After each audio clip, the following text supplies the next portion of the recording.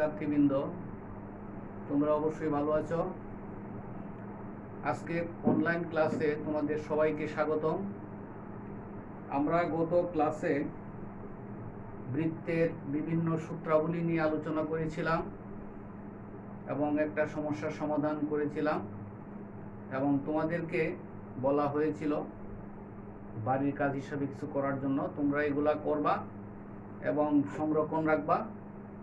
তো আজকে তোমাদের ওই গত ক্লাসে যে সূত্রগুলো আমি দেখিয়েছিলাম এগুলোর উপর ভিত্তি করেই কিছু সমস্যা সমাধানের চেষ্টা করব। অনুশীলনী 4A, এখানে মূলত অঙ্ক তো অনেকগুলোই আছে, কিন্তু সবগুলো অঙ্ক তো করা সম্ভব না। তোমরা বাড়ির কাজ হিসাবে কিছু করবে, আর যেগুলা না হইলে নয় এগুলো আমি শুধু দেখিয়ে দেব। তো এখানে 5-এর 4 যে অঙ্কটা আছে, দেখাও যে A11 বিন্দুটি x² + y² + 4x + 6y - 12 = 0 বৃত্তের উপর অবস্থিত। এ বিন্দু দিয়ে বৃত্তটির যে ব্যাস অঙ্কন করা যায় তার অপর প্রান্তের স্থানাঙ্ক নির্ণয় করো। তো এখানে একটা বিন্দু দেয়া আছে, বিন্দুটা বৃত্তের উপর অবস্থিত কিনা সেটা আগে দেখাতে হবে। আমি গত ক্লাসে তোমাদেরকে সূত্রে সেটা অবগত করেছি যে কোনো একটা বিন্দু বৃত্তের উপরে কিংবা বাইরে কিংবা ভিতরে অবস্থিত হলে আমরা কিভাবে বুঝব, সেটার আলোকেই আজকে আমরা এখানে দেখাবো। তো প্রথমত তোমরা যে সূত্রটা দেয়া আছে সূত্রটা লিখে নাও। 1 নম্বর সূত্র হিসেবে x² + y² + 4x + 6y - 12 = 0। x² + y² + 4x + 6y 4x + 6y - 12 = 0, 1 নম্বর সমীকরণ। এখন বলা হচ্ছে যে A11 বিন্দুটি 1 নম্বর সমীকরণের বা 1 নম্বর সমীকরণের বৃত্তের উপর অবস্থিত কিনা। তো এটা বোঝানোর জন্য আমাদেরকে প্রথমত দেখাতে হবে যে এই সমীকরণের বাম পাশে আমরা বিন্দুটির মান বসাবো। A11 বিন্দুটি 1 নং সমীকরণের বৃত্তের উপর অবস্থিত হলে বৃত্তটির সমীকরণটি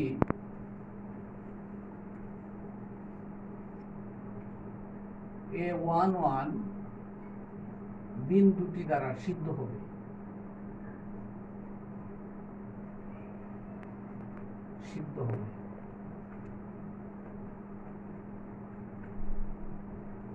এখন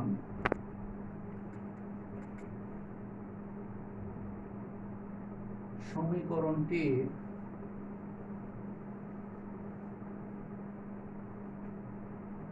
বাম পক্ষ সমান 1² + 1² + 4 × 1 + 6 × 1 - 12 সমান কত হয় আমরা দেখি। 1 1 2 4 6, এখানে হচ্ছে 1 + 1 + 4 + 6 - 12 = 12 - 12 = 0 সমান ডান পক্ষ। যেহেতু বাম পক্ষ সমান ডান পক্ষ হয়েছে, আমরা বলতে পারি সমীকরণটা দ্বারা বৃত্তের সমীকরণটি বা বৃত্তটি সিদ্ধ করেছে। তো এখানে আমরা লিখতে পারি সুতরাং A11 বিন্দুটি 1 নং সমীকরণকে সিদ্ধ করে, অর্থাৎ বইয়ে যেটা চাওয়া হয়েছে যে A11 বিন্দুটি বৃত্তের উপর অবস্থিত, অর্থাৎ A11 বিন্দুটি প্রদত্ত বৃত্তটির উপর অবস্থিত। এটা আমাদেরকে দেখাতে বলা হয়েছে, তো আমরা লিখতে পারি দেখানো হলো।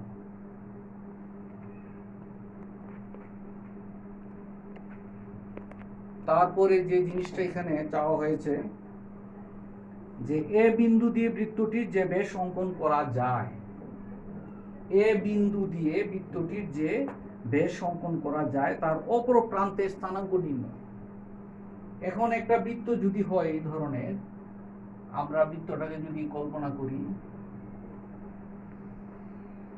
এটা যদি একটা বৃত্ত হয়, তো ওই বৃত্তের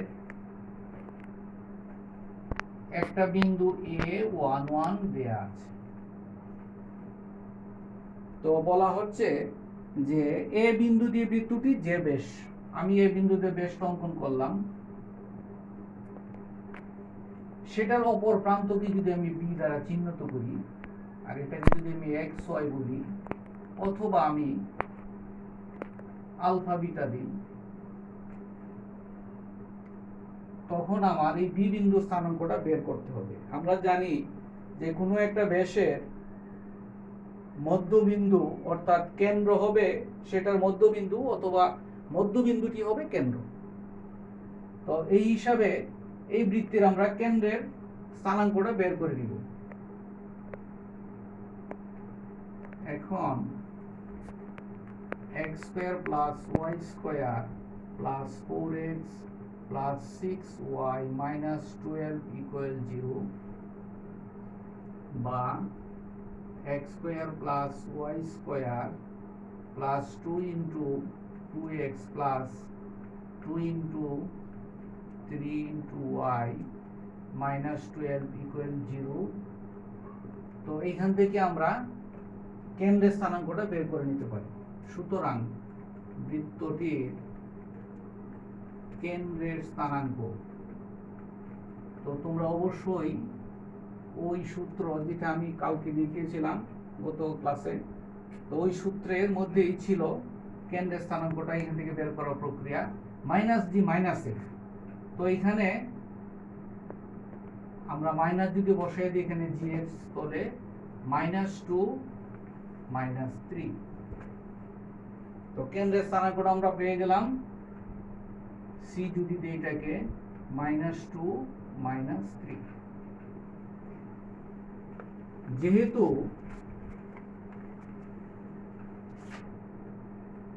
বৃত্তের কেন্দ্র ব্যাসের মধ্যবিন্দু, সুতরাং আমরা লিখতে পারি, তো এখানে মধ্যবিন্দু কত, সি এর মান -2, -2 সমান আমরা এখান থেকে পাবো 1 প্লাস আলফা বাই 2, বা 1 প্লাস আলফা ইকুয়াল টু -4। সুতরাং আলফা সমান -5, এবং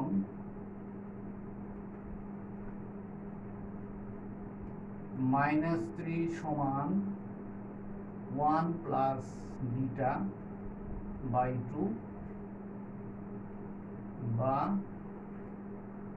1 প্লাস বিটা সমান -6।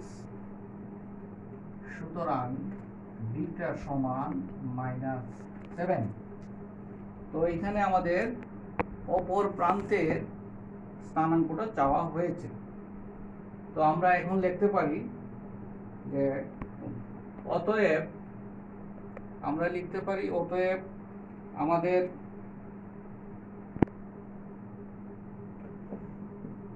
আমরা লিখতে পারি যে লিখে নাও তোমরা, অতএব অপর প্রান্তের এ বিন্দু দিয়ে বৃত্তটি যে বেশ অঙ্কন করেছে তা অপর প্রান্তের স্থানাঙ্ক চাওয়া হয়েছে। হ্যাঁ, তো এখন আমরা লিখতে পারি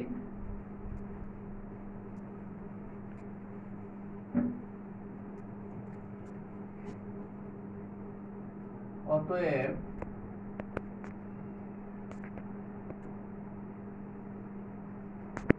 বৃত্তটির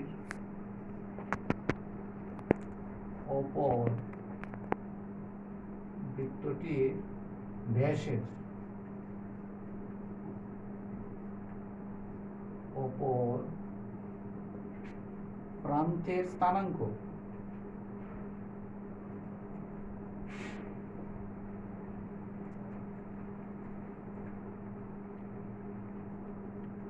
প্রান্তের স্থানাঙ্ক -5 -7। অঙ্কটা তোমরা তুলে নাও।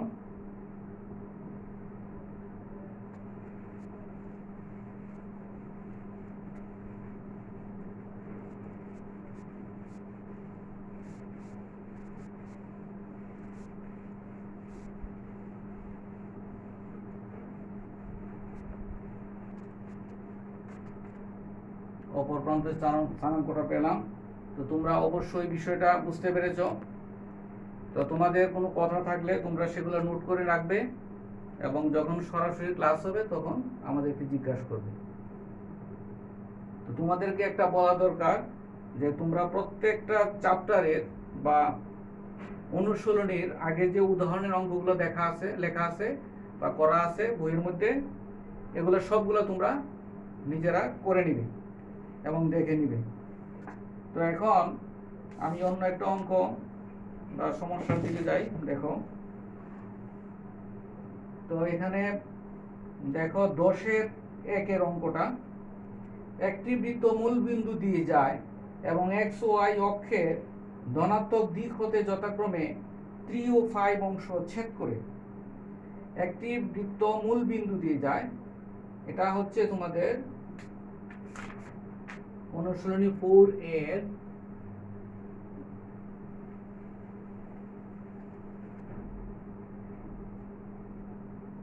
অনুশীলনী 4A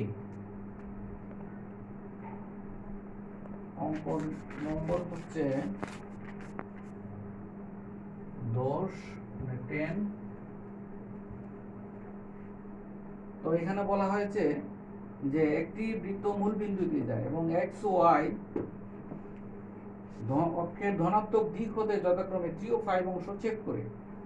অর্থাৎ আমরা যদি এটা একটা চিত্রের মাধ্যমে প্রকাশ করি, এটা মূল বিন্দু দিয়ে যাবে এবং এক্স ও ওয়াই এর ধনাত্মক দিক হতে, ওটা মূল বিন্দু দিয়ে যাবে।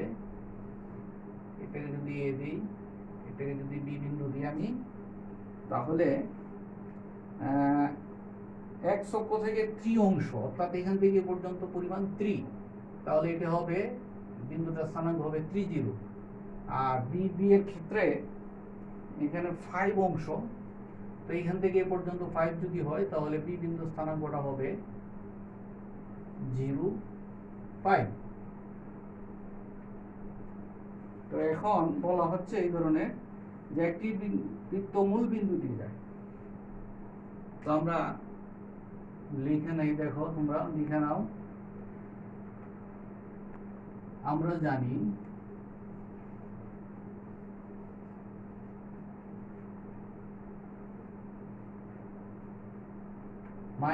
-g - f কেন্দ্র বিশিষ্ট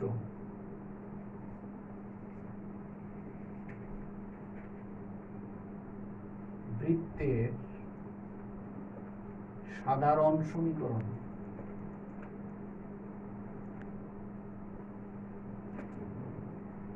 x square plus y square plus 2gx plus 2fy plus c সমান 0। এটা হলো বৃত্তের সাধারণ সমীকরণ। এটাকে আমি 1 নম্বর হিসেবে দেখলাম। তো এখানে বলা হচ্ছে যে বৃত্তটি মূল বিন্দুতে যায়, x ও y এর ধনাত্মক দিক হতে যখন 3 ও 5 অংশ ছেদ করে। তো লিখো তোমরা, যেহেতু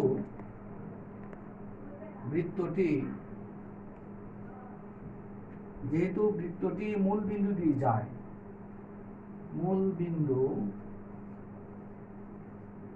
দিয়ে যায়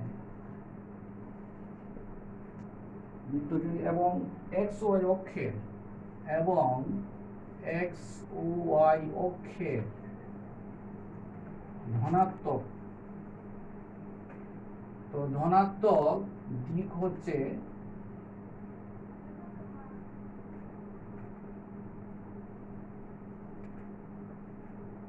ধনাত্মক এবং x ও y এর ধনাত্মক দিক হতে যথাক্রমে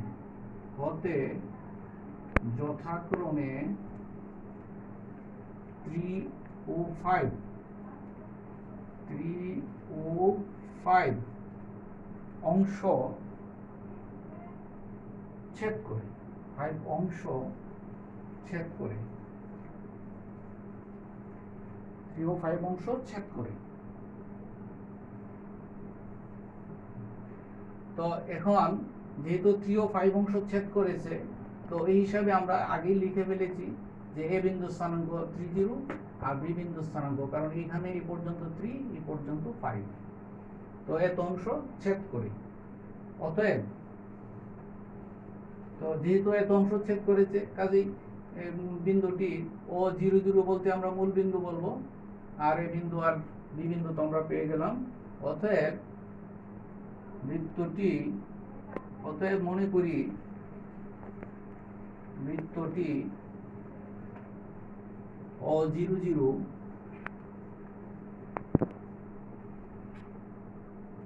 A30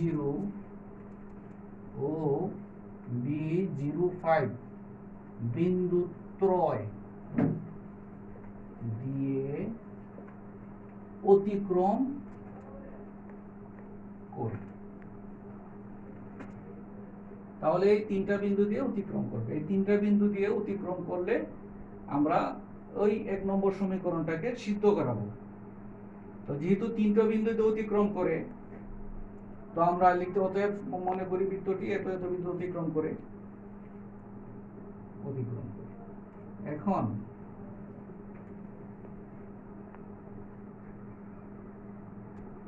ও 0 0, তো ও 0 0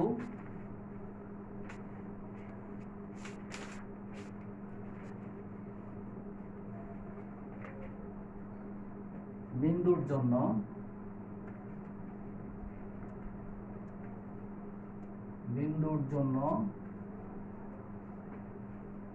আমরা কি পাই? এখানে x এর মান 0, y এর মান 0, x এর মান 0, y এর মান 0। তো আমরা এখানে কি কি লিখতে পারি? আমরা যদি বিস্তরভাবে বা বিস্তারিত লিখি তাহলে এইভাবে লিখতে পারি 0 square plus 2g into 0 plus 2f into 0 plus c equal to 0, বা আমরা লিখতে পারি c সমান 0। এটাকে আমরা 2 নম্বর সমীকরণ লিখলাম। তারপরের বিন্দু হচ্ছে A30 বিন্দুর জন্য আমরা এই মানটা যদি বসাই দিই, x এর মান 3 square plus 0 square plus 2g into 3 plus 2f into 0 plus c equal to 0, বা 9 plus 6g plus c equal to 0।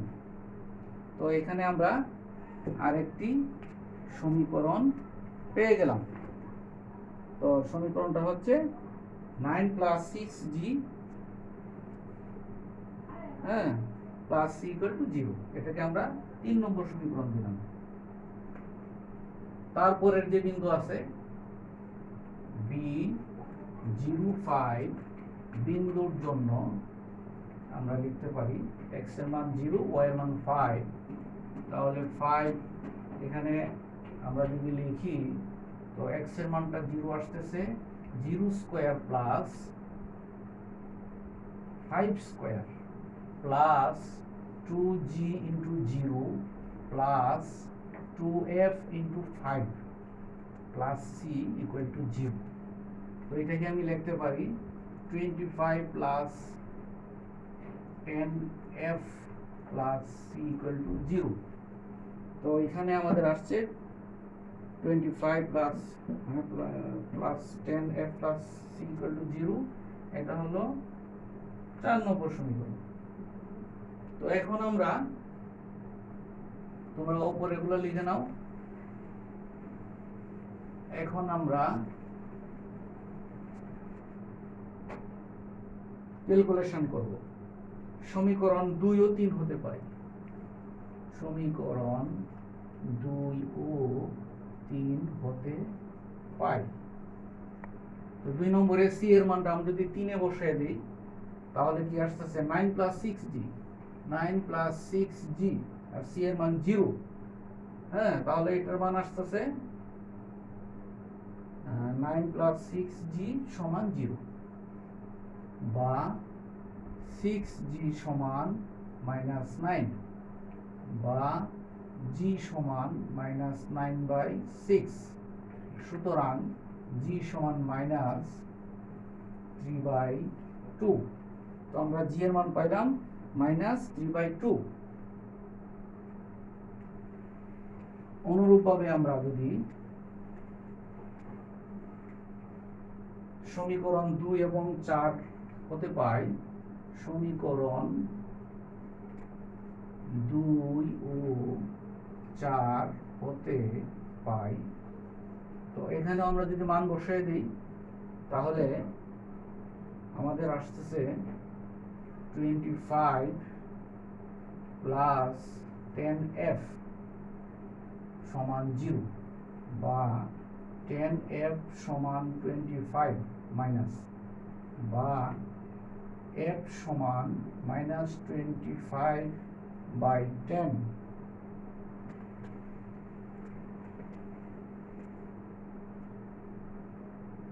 সুতরাং f সমান -5/2। তো আমরা দুইটা মান এখানে পেয়ে গেলাম। আর আগে আমরা কি পেয়েছিলাম? c এর মান 0। এখন এই তিনটা মান আমরা 1 নং সমীকরণে বসাই দিই। 1 নং সমীকরণে